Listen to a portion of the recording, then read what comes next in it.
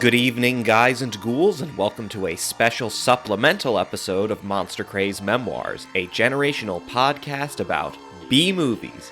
I am your host, Ian Garcia.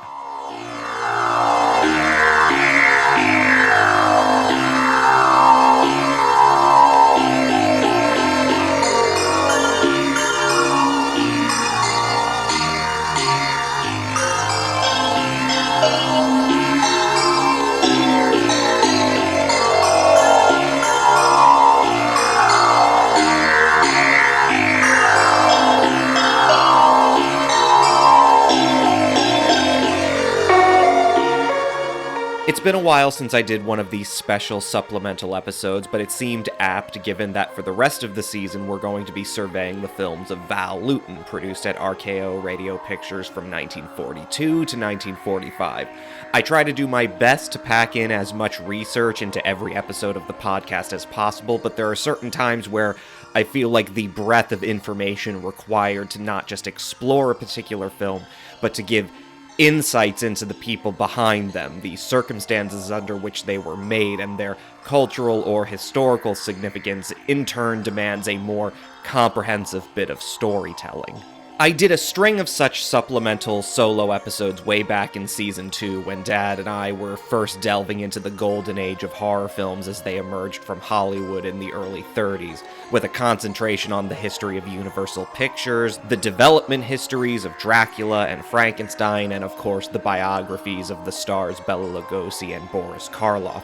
Now we find ourselves in our third season, and having explored Universal's second cycle of horror films produced from 1939 through 1948, we've had the opportunity to see how major shifts in the economics of filmmaking and the culture of America surrounding it has influenced an equally profound change in the quality, themes, and focus of horror films themselves.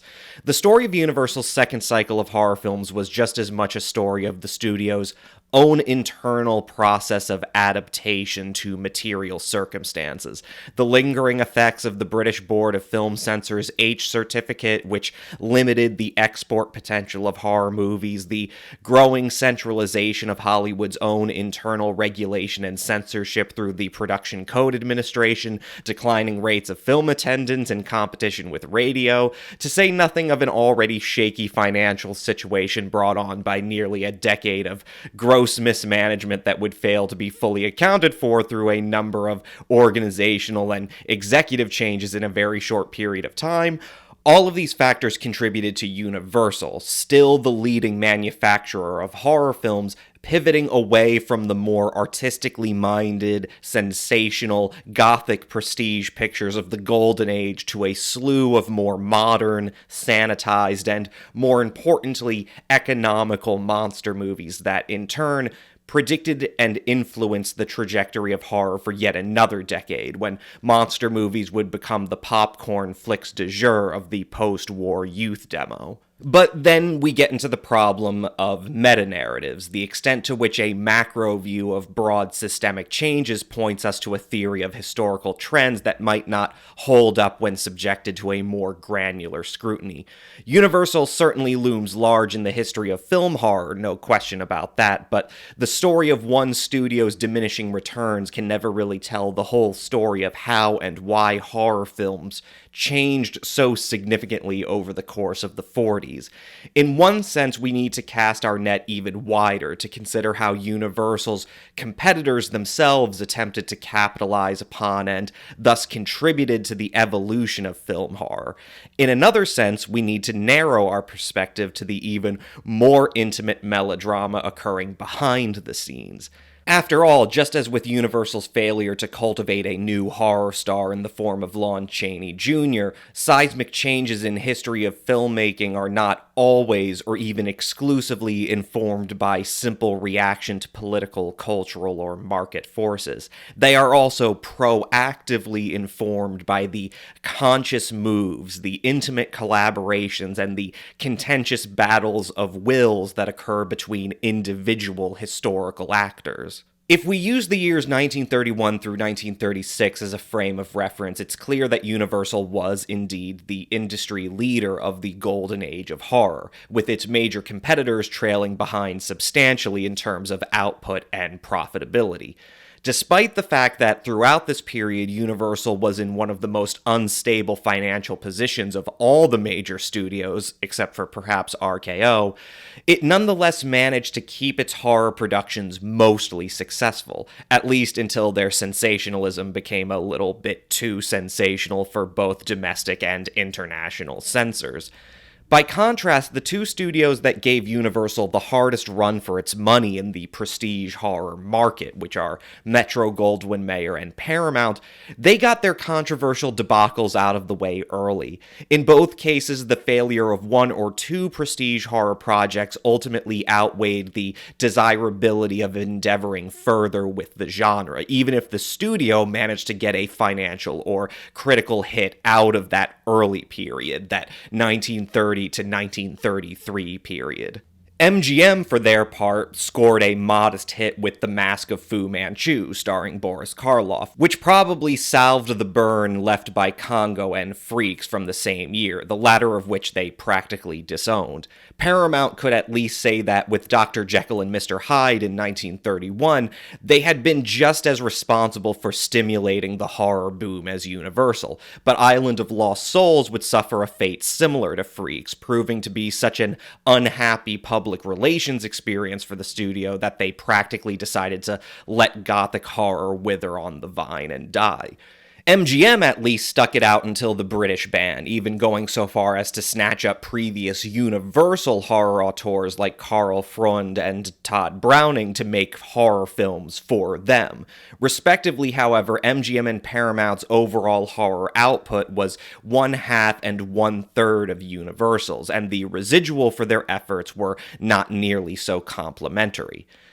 Trailing behind, Warner Brothers and Columbia put up formidable efforts to make horror pay for them, but never even remotely attempted to make them top-line productions, or even a significant part of their schedule of standard B programmers.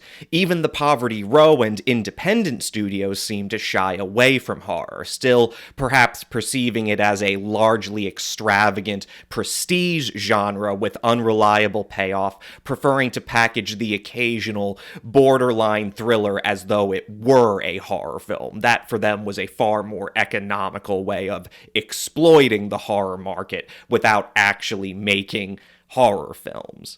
When the dust settled on the British horror ban, with re-releases of Dracula, Frankenstein, and Dr. Jekyll and Mr. Hyde tearing up the box office, and a newly managed Universal scoring a comeback hit with The Son of Frankenstein, the enthusiasm of Universal's competitors proved remarkably different than during the Golden Age cycle. The original House of Horrors was, of course, leading the fray, with at least 11 horror and horror-adjacent films released between the years 1940 and 1941 alone. This time, however, with Universal not being the only studio going through a transitional period of tremendous financial difficulties at this point, the outpouring of competition was far more robust, formidable, and diverse. Perceiving the new accessibility to horror at a budget, the Poverty Row and independent studios finally started shoveling out B-horror programmers in earnest, with Monogram Pictures releasing 10 features between 1940 and 1946, and the Producers Releasing Corporation, or PRC, grinding out 9 within the same time frame. 20th Century Fox, having stayed cool during the Golden Age cycle, released 4 horror films between 1939 and 1948. Paramount would release 6 features, whereas the feisty Metro-Goldwyn-Mayer, while contributing only a modest 2, would have the temerity to not only readapt Robert Louis Stevenson's Dr. Jekyll and Mr. Hyde for 1941, but also to buy the rights to the original Paramount film and basically lock it up in a vault, a deliberate move to ensure that their new version would be seen as the definitive adaptation of it for years to come. Despite the meta-narrative of the turn away from the prestigious gothic horror of the Golden Age towards the monster movies of a new millennium, it's clear from even a cursory overview that the Ghost wouldn't be given up on the older kind of horror movie, either its gothic themes or its prestige, at least well into the middle of the 40s. Universal certainly kept turning out horror flicks that were prestigious, at least in terms of their budgets and special effects, if only as part of a continued pattern of fiscal mismanagement that continued even after the 1936 shakeup. In addition to their highly successful Jekyll and Hyde remake, MGM also released a $1 million adaptation of The Picture of Dorian Gray in 1945. The latter film was, alas, a box office bomb. Not to be outdone for having Jekyll and Hyde bought out from under them, Paramount would score a major horror hit in 1944 with The Uninvited, which was not only one of the highest-grossing films of that year, but also exceptionally well-received by critics. It even managed to outgross Universal's House of Frankenstein, so maybe monster rallies aren't such a sure bet against old-fashioned supernatural tinglers and gothic ennui, after all. Whether hit or miss, there was clearly still some affinity among critics, among audiences, and among certain studio execs for horror films with taste. One could certainly drown in a sea of programmers foisting Lon Chaney or Bela Lugosi's tired faces onto the screen, but one was never parched for long of a good, prestigious terror film. There was also a notable trend in the development and popularization of the horror comedy, both before but also certainly after the smash success of the 1941 play Arsenic and Old Lace starring Boris Karloff. Universal, of course, had the tremendously successful Hold That Ghost starring Bud Abbott and Lou Costello, and a new comedy version of The Black Cat, both released in 1941. Paramount did their own remake, this time of Universal's The Cat and the Canary, released in 1939, as well as The Ghost Breakers the following year. Fox had a new adaptation of The Gorilla, starring the Ritz Brothers in 1939. Warner Brothers released an original horror comedy, The Smiling Ghost, in 1941. Even the Poverty Row got in on the act. There was Republic's Who Killed Aunt Maggie in 1940, Monogram's Spooks Run Wild in 1941, and Crazy Nights in 1944. Eager to capitalize on their contract with Boris Karloff before the belated release of Warner Brothers' official adaptation of Arsenic and Old Lace, Columbia even tied up their cycle of Mad Doctor films with The Boogeyman Will Get You in 1943, which we covered just recently this season in a patron-exclusive bonus episode. Aside from the horror comedy, the second cycle of Hollywood horror films portends a definitive movement, if not totally away from the conventions of Gothic horror, at least further towards the terrain of modern science fiction. The theme of mad science had of course been endemic to the Golden Age horror cycle to begin with, but perhaps in part due to the sudden throttling of American consciousness into a new stage of modernity during the Second World War, with the necessity of the nation to compete not just economically but also technologically with its adversaries becoming all the more apparent, American horror films, just as much as they began to trend away from Gothic horror's emphasis on internal monstrosity towards an emphasis on weird and fantastic monsters, also began to trend towards a centering of science as not only a vehicle for monstrous spectacles, but also as an avenue for exploring material realities that were ever closer at hand. The period was replete with examples of the classic mad science film: Warner Brothers' The Return of Dr. X in 1939, Paramount's Dr. Cyclops in 1940, and The Monster and the Girl in 1941,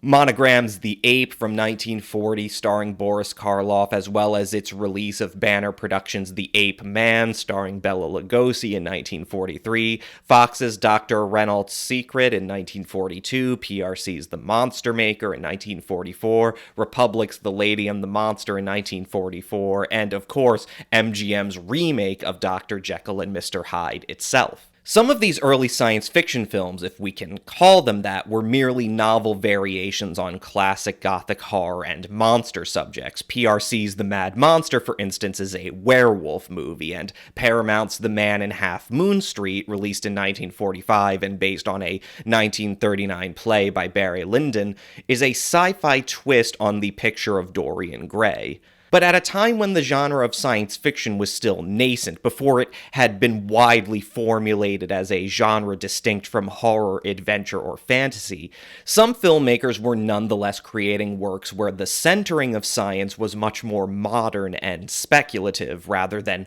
romantic in nature, as had been the case with previous works of what we now call science fiction or scientific romance.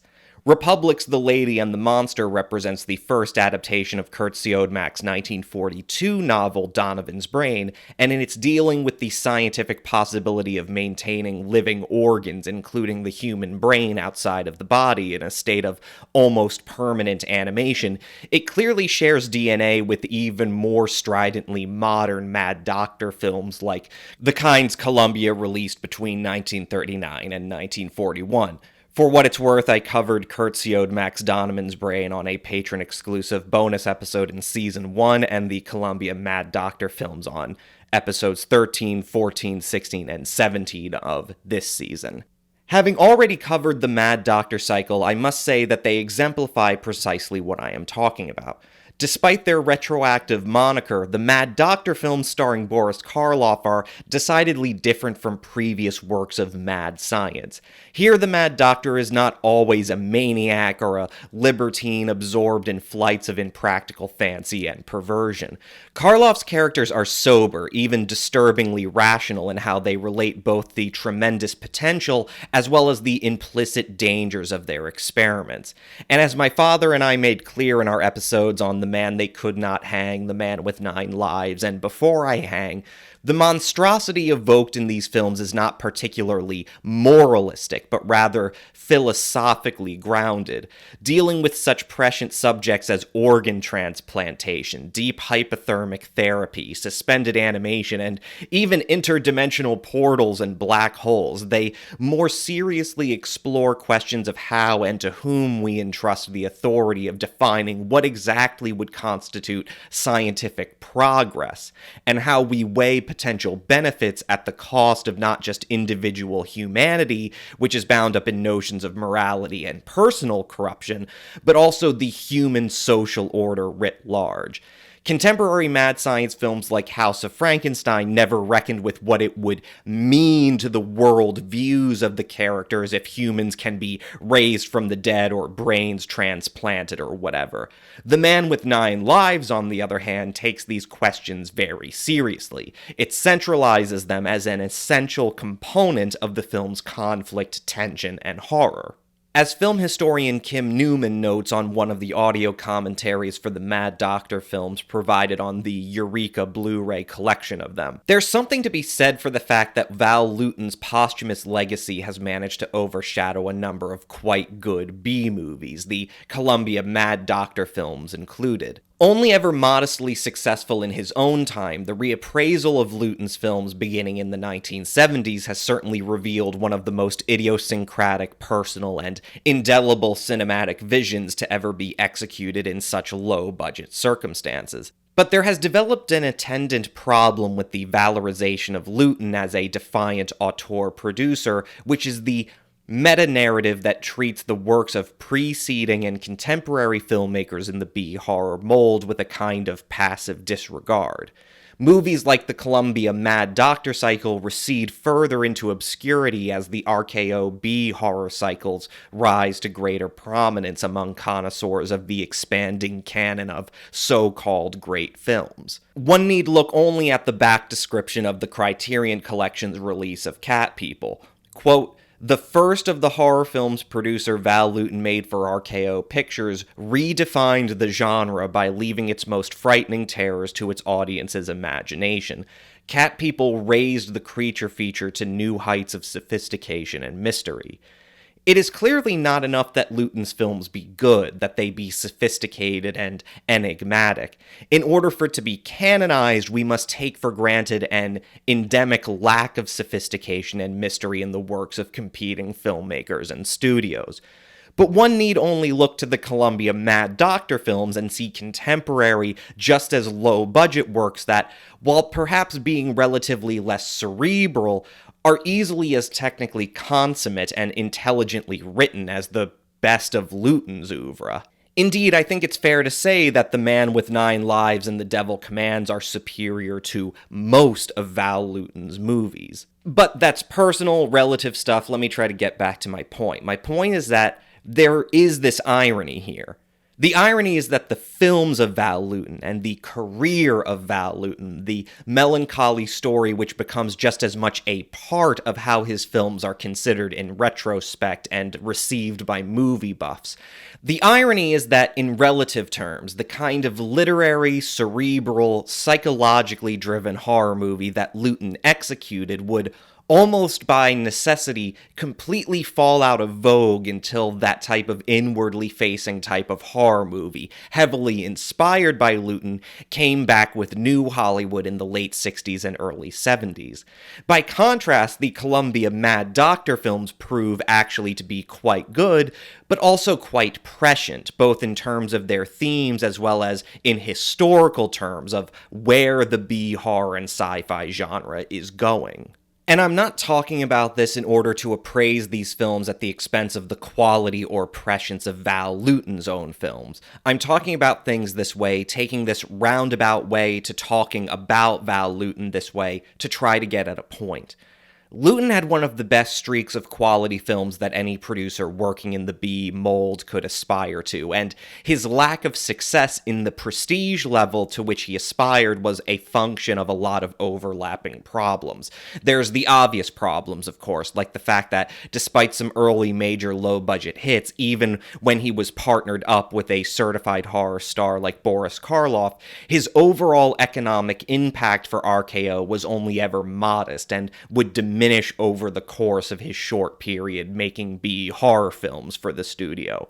And we can write off the critical end of things, of course. Nobody was going to be giving Cat people any awards, and despite a few champions on a couple of his films, Lewton's films only ever got mixed reception in his own time. Whatever we say he was doing in retrospect, it wasn't seen as particularly revolutionary at the time most people were seeing them. He never had employers or executives at RKO who really backed him up, and in fact, they frequently seemed to even directly undermine him, which, as I hope I can convey through this episode and the official ones on the films with Dad, from a certain perspective, it's kind of understandable. Lewton was a very insubordinate guy in terms of the contemporary vernacular. What's that meme? He didn't always understand the assignment. He was a deeply curious, well-read, and above all, introverted guy who didn't adapt well to the cutthroat, bottom-line nature of professional culture at a major studio, and when push came to shove, he often put what he saw as his personal responsibility to his friends and colleagues ahead of the sorts of compromises he would need to make to advance his own career. But more than anything, I want my listener to remember this: that the type of movie Val Lewton was making was on its way out. Say what you will about the relative quality of B-monster movies and the emergent science fiction, but if the Columbia Mad Doctor films demonstrate anything, it's that we can't just pin our understanding of why Lewton's works weren't more valued in his time to a meta-narrative in which his, per Criterion, genre-redefining cinema just couldn't be appreciated until decades later. Part of that meta-narrative may be true, but it should also be taken more seriously that most B-horror and sci-fi isn't appreciated in its time, that the story of Lewton's modest rise as low-budget hitmaker to downfall as unmanageable, expendable studio asset is really not altogether exceptional or unexpected. That's just how these things go, and if we only are able to appreciate one filmmaker at the expense of the comparable works of his contemporaries, especially if those comparable works are, in relative terms, more critical to look at in terms of film history and the evolution of the film genre, well, then we just repeat the disservice already done to Lewton, but to other filmmakers whose works were just as worthy of reappraisal and serious artistic consideration.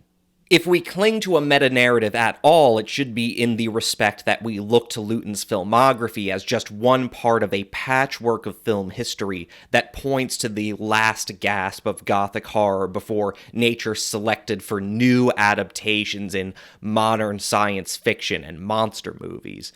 Lewton's rise and fall is just one part of the story of how we get from one period of film and genre history to another.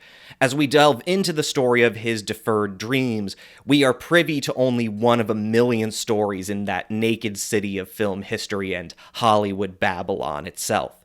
And the sad part is that that story cannot just be chalked up by us edgy, misbegotten film buffs to all the plebes just not getting it, not getting why these movies are so great. I wish we could, believe me, but we can't. Part of this story is about a failure to adapt, a failure to mutate, a failure to adequately perceive the trends of the political, social, cultural, and economic environment that must force the evolution of new life forms in the B-movie genealogy, and the extinction of others. After that roundabout intro, I'm afraid we're going to have to take another roundabout route to talking about Val Lewton's stint at RKO, which is to say, we're going to have to talk a little about RKO. The 1940s were an interesting time for horror, not just in terms of how much more earnest the attempts to compete with Universal's output was, but because other studios were actually managing to give them a run for their money in terms of how successful these films were. And just like how the story of how horror films at Universal changed is just as much a story of their perpetually struggling financial situation, constant organizational restructuring, and changing market incentives, so too is the story of how competing studios began to more earnestly pursue the horror market, particularly RKO as their most successful competitor, a mirror of those same processes and incentives. Universal, of course, wasn't the only struggling studio in the 1940s. Pretty much all the majors were struggling in some form or another to change and adapt at a time when a lot in the world and in America was changing, and it's perhaps fair to say that the reason RKO became Universal's biggest competitor in the horror market was in many ways predicted by their very similar rise in prominence as a studio, as well as their financial backslide. Here again, we're going to weave a tale of over-extravagance, the excess of the prestige picture at the expense of solid business sense,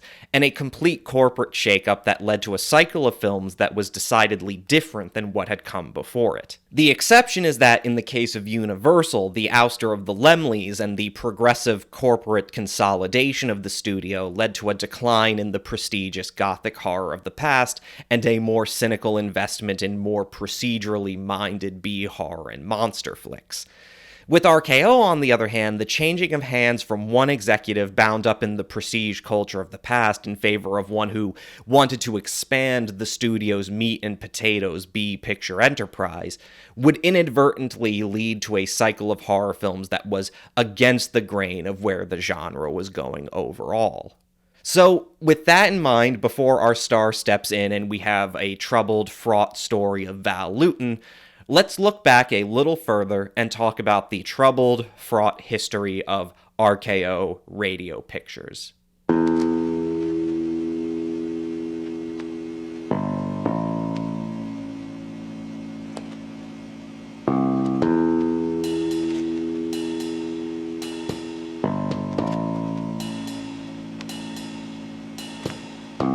On the eve of the Yom Kippur holiday, October 6, 1927, The Jazz Singer, a musical starring Al Jolson, then perhaps the stage's leading comedic and singing celebrity, premiered at the Warner's Theater at 1664 Broadway, New York City. The film would go on to become one of the biggest box office hits of the year and heralded the gradual, though certainly not immediate, termination of the silent film era and the ascendancy of the so-called talkies. Employing Vitaphone, a sound-on-disc process developed by Western Electric in which reels of film images are synchronized during projection to the playing of separately printed phonograph records, The Jazz Singer was, of course, not the first feature film to employ synchronized sound technology. Having convinced his fellow Warner Brothers to acquire an exclusive license to Western Electric's process in 1926, Sam Warner had spearheaded the development of the first Vitaphone production, a period romance star vehicle for John Barrymore called Don Juan. But with Don Juan, Harry Warner, the Warner Brothers' chief financial executive, had insisted that the technology only be used to provide a background score and sound effects. Likely eyeing the production's extravagant budget, which exceeded $500,000, Harry, who was much less forward-thinking about the box office potential of sound film than his brother Sam, wanted to rein in extravagances. With that price tag, though, the gesture proved futile. Don Juan made a lot of money, but not nearly enough to offset its costs. The prospects for this fledgling independent company, only officially founded 3 years before, seemed all but cratered by a single, massive misfire. Rather than backtrack from this situation, though, Sam only became more emboldened by the experience. Though Harry had fairly anticipated the early reception of sound technology as simply a novelty with no long-term viability to popular film production, his limiting of Sam's ambitions with Don Juan had also necessarily ensured that the studio's first sound feature would largely be perceived as a novelty, not as a work of legitimate storytelling. Thanks to him, the Warners had even lost their exclusive licensing deal with Western Electric, who would now be able to offer their services to all the little studio's major competitors. Sam ultimately whipped his brothers into line, even foregoing a personal salary, selling his wife's jewelry, and moving his family into a smaller apartment for the sake of making sure their next sound project would be more than just a novelty picture.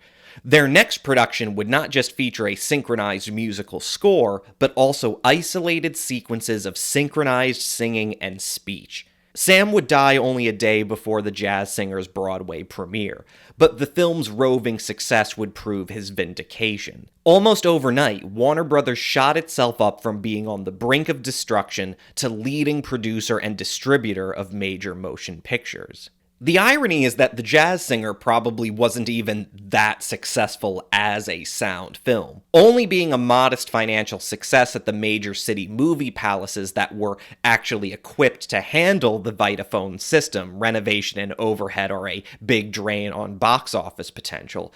The film had built up most of its immense profits in a steady secondary run of the rest of the country and Midwestern theaters, where most of these places played a silent version of the film. Still, there was no going back on or denying Warner Brothers' dark horse turnaround. The studio made no secret that they were moving onwards and upwards with synchronized sound, and with Western Electric now accepting contracts with the rest of the majors, only a fool would think he could afford to ignore good box office prospects, even if it would turn out to all just be a novelty. Enter the Radio Corporation of America, or RCA. A subsidiary of General Electric, not Western Electric, General Electric, RCA was eager to capitalize on the new sync sound revolution with their own sound film system, but it faced an immediate hurdle. Warner Brothers and the Fox Film Corporation were already committed to ERPI, a subsidiary established by Western Electric to handle sound film technologies and contracts with the majors. Paramount, MGM, First National, and Universal, in turn, were already poised to jump on the Vitaphone bandwagon. Rather than be frozen out of the impending revolution in synchronized sound film technology, General Electric instead chose to go into film production and distribution for themselves. In late 1927, RCA manager David Sarnoff approached Joseph P. Kennedy of the small production company Film Booking Offices of America, or FBO, about using RCA's own sound system, Photophone, in his productions, with the ultimate aim of acquiring a majority interest in FBO. Around the same time, the Keith Albee Orpheum, or KAO, a vaudeville theater circuit seeking its own expansion into the film market, brokered a consolidation of the independent producer and distributor Path Exchange and Cecil B. DeMille's Producers Distributing Corporation, or PDC, Joseph P. Kennedy serving as an advisor on that deal. Sarnoff then acquired Kennedy's stock in both FBO and KAO. RCA announcing the creation of the Radio Keith Orpheum Corporation, or RKO, on October 23, 1928. In January of the following year, the new company announced the creation of its production arm, RKO Productions, presided over by former FBO Vice President Joseph I. Schnitzer, and trademarked the term Radio Pictures for its productions. Having initially withdrawn from his own executive position to maintain Path Exchange as a separate entity in the merger, Joseph P. Kennedy finally sold his interest to RKO in 1930, allowing RKO to fully acquire the Path Exchange's contract performers, newsreel operations, and its Culver City studio and backlot. Unlike the Vitaphone sound-on-disc system, RCA's Photophone method involved the optical printing of the film's soundtrack onto the same strip as the developed film itself. This both eliminated the inefficiencies of a single projectionist operating two synchronized but separate visual and sound apparatuses at the same time, while also providing a higher fidelity of sound through magnetized film than could be provided through vinyl printing. Within only a few years, RKO's production and revenue greatly expanded, the studio becoming a key innovator in sound film technology and a leading force in the full conversion of American cinemas from silent to sound film. By July 1930, its distinct production and distribution entities were formally unified into the new RKO Radio Pictures Incorporated. But, of course, at this point, the American economy was in the midst of a huge financial depression. The film industry, previously considered to be as impervious to a depression as the Titanic was to icebergs, finally began feeling extreme shocks to its bottom line. For RKO, only a recently consolidated entity, the depression proved a special burden for maintaining General Electric's foothold in the lucrative sound film market. Despite some nationwide hits, RKO's productions were never especially well received by film critics. Caught somewhere between the associated prestige of MGM and the economic populism of a Warner Brothers, RKO soon gained a reputation as a studio whose extravagant productions served as a compensation for low taste.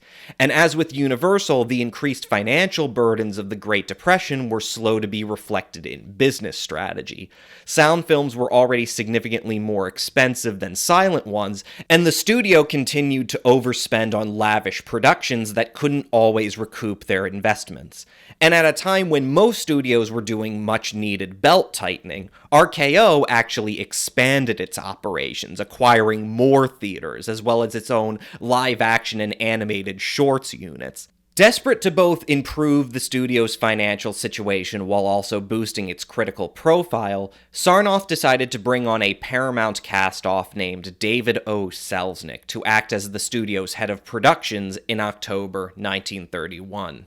David was the son of Louis J. Selznick, an independent producer whose previous industry partners and colleagues had included such leading moguls as Adolf Zukor, Louis B. Mayer, and Jesse L. Lasky. But Louis had burned a lot of bridges in his career and ultimately burned himself, his independent production company forced to declare bankruptcy in 1925. A common theme of this podcast of late, Louis J. Selznick was a victim of his own extravagance, and his son David would have a hard time living down his father's bad reputation, especially now that Zukor and Mayer, both of whom had come to deplore Louis J. both professionally and personally, were titans of the film industry. Nonetheless, the younger Selznick worked his way up from reader in MGM's story department to executive assistant to general manager of Paramount Pictures to being a producer for the studio himself. He would leave Paramount in the summer of 1931, intent on starting his own independent studio. He was even intent on taking up the offer of one Marion C. Cooper, for whom he had produced The Four Feathers over at Paramount. Cooper and Selznick were not precisely on great terms at that point, with Cooper being convinced that The Four Feathers had been undermined by so much studio meddling, and seeing Selznick as having betrayed him when he took away final cut of the film. Even still, Cooper and Selznick were comparable and compatible individuals. Both highly literate men, Cooper and Selznick were also part of a budding generation of film producers for whom creative compromises were not an option. Along with such contemporaries as Irving Thalberg and Darryl F. Zanuck, they broke from the previous cadre of movie moguls in that they had a greater sense of conviction that there was no contradiction between creating art and generating capital. They both aspired to the notion that films did not belong solely to the realm of vapid commodities, but could and should be experiences of emotional greatness and technical excellence, above all driven by a unique artistic vision, unalloyed by the front office's interference. And Cooper had a great idea for a movie, just the thing to announce Selznick's emergence as a producer boy wonder comparable to Thalberg or Zanuck. Something to do with a gorilla, a remote island, a Beauty and the Beast plotline, and some evocative theme about the beauty of civilization, meaning the destruction of nature's own pride and liberty. Unfortunately, any potential of Selznick and Cooper getting their gorilla picture off the ground independently ran aground of the fact that Selznick found himself being frozen out of the necessary startup cash by the syndicate of connections the other major studios maintained in New York City finance. According to Cooper's own side of the story, it was he who used his personal connections to get Selznick in the running for the RKO job, and Selznick, in turn, brought on Cooper as one of two executive assistants in his new production unit regime. Among Selznick's rigorous cost control measures, his unit production system stood as its centerpiece. Shaped by his experiences at Paramount, Selznick felt that the centralized production model that most majors practice treated film production too much like a Fordist factory line, limiting the creative control of individual producers and directors, while at the same time overburdening the production process with so much inefficient bureaucracy. By establishing separate production units for certain executive assistants and producers who would communicate directly with Selznick on their productions, the development and production of which they themselves would control, Selznick believed that RKO could attract greater talent, produce better films, and all for less time and money than it was currently taking the studio to make them. His tenure at RKO would only last about 15 months, but in that time he had successfully reduced studio expenses while also producing a comparable output of films that received better reviews and better box office. By February 1933, though, Selznick was back at Metro-Goldwyn-Mayer, tentatively replacing Irving Thalberg as the studio's vice president in charge of production. Exercising unparalleled levels of creative control, he scored a number of prestige hits for the studio from the summer of 1933 through the spring of 1934, including a George Cukor-directed adaptation of George S. Kaufman and Edna Ferber's play Dinner at 8, the musical The Dancing Lady, and the immortal crime romance Manhattan Melodrama. But Selznick's most awe-inspiring contributions to cinema were still ahead of him. And to execute them with any level of the artistic dignity that he desired, he would need assistance of a kind that was hard to find in Hollywood. Remember, we're still in the Great Depression here, but it's notable that even at a time when most of the major studios were downsizing, cost-cutting, and decreasing the volume of their productions to stay solvent, the extravagant prestige picture was no less a fixture of film culture, and indeed even seemed to attain a new level of social and economic import during these dire times. With theater attendances on the decline and the costs of production skyrocketing, it became increasingly necessary for the major studios to place most of their bets on the long-term earning power of only a few of their highest-profile, biggest-budget productions. These circumstances had proved excellent opportunities for the new breed of auteur producers like Selznick, whose more personally managed and literate approach to the executive side of things lent itself to the kinds of technically opulent, star-studded prestige projects that a major studio, especially one with the prestige of MGM, so coveted. For Selznick, the vindication of filmmaking as a true art form, the equivalent of painting or literature, with his name permanently attached to this vindication, could no better be expressed than a veritable checklist of emotionally sweeping literary adaptations. But whether we're talking about Dickens' David Copperfield and A Tale of Two Cities or Leo Tolstoy's Anna Karenina, we're talking about more than period subjects that require the best the studio's coffers have to offer in terms of sets, costumes, and the most state-of-the-art visual effects. We're talking about works that would require intensive research and attention to historical detail. This, in other words, meant that Selznick would require a like-minded assistant with the same sort of devotion to literary and historical fidelity, with the same investment in vindicating the artistic potential of the film medium, to help him see these projects through development. So, again, it's the spring of 1934, and David O. Selznick needs new writers. In particular, he's looking for writers of Russian extraction, who can help him develop another of his top-shelf literary adaptations, this one being Nikolai Gogol's Taras Bulba. He sends a request to MGM's New York offices, and in return gets a list of 5 screenwriters, all of whom turn down the project. However, the manager of MGM's script department in New York is also sure to personally recommend an odd, cultured, literate, but introverted and non-confrontational man of 30. One whose borderline photographic memory and passion for literature and history she's sure will match Selznick's own.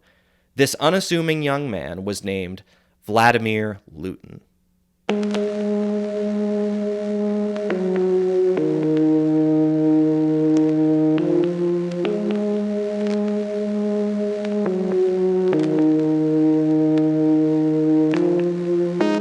That'll do it for part 1 of this series of supplemental episodes. Join us shortly for part 2, where we'll begin anew, turning the clock back further to the turn of the century even, and changing our setting to the lovely city of Yalta along the Crimean Peninsula.